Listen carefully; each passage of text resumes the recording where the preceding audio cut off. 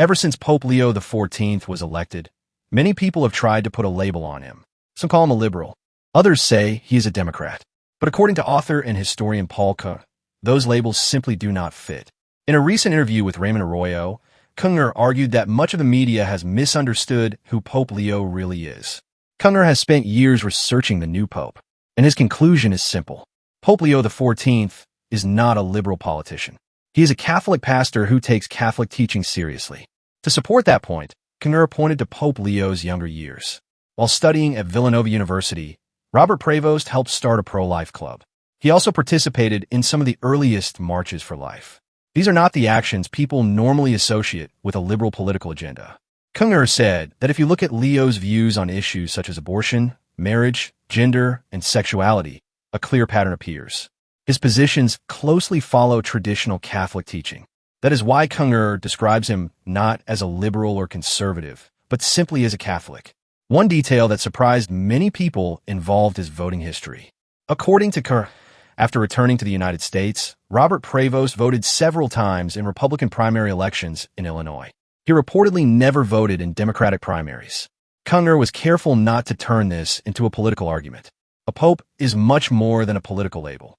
Still, he believes these facts make it difficult to describe Pope Leo as a Democrat. At the same time, Kengor stressed that Pope Leo should not be seen as an opponent of Pope Francis. In fact, he said he has defended Pope Francis many times over the years. But he also acknowledged that many Catholics were exhausted by the divisions and confusion that often surrounded the previous pontificate. According to Kengor, this feeling was shared by Catholics from every side. Liberals felt it. Conservatives felt it. Moderates felt it. Many people simply wanted greater stability in the church. That may explain why the cardinals elected Pope Leo by such a large margin. Reports suggest he received 108 votes out of 133 cardinal electors by the fourth ballot. Kengor called him a consensus choice. In other words, cardinals from different backgrounds saw him as someone who could bring balance and calm back to the papacy. This may also explain why Pope Leo has not rushed to make dramatic changes. Some people expected him to immediately remove controversial church leaders or reverse decisions made under Pope Francis. But Kengor believes that is not Leo's style. Instead of creating new turmoil, he is moving carefully. As Kengor put it, Pope Leo is likely to make changes quietly and gradually. He appears more interested in building stability than creating headlines. Perhaps the biggest clue about his priorities came on the day he was elected. When Pope Leo first appeared before the world, his opening words were simple. "Peace be with all of you." Kengor noted that during that first speech, the new pope mentioned peace again and again. In fact, he used the word 10 times. For Kengor, that was not an accident. He believes peace has become the central theme of Pope Leo's pontificate.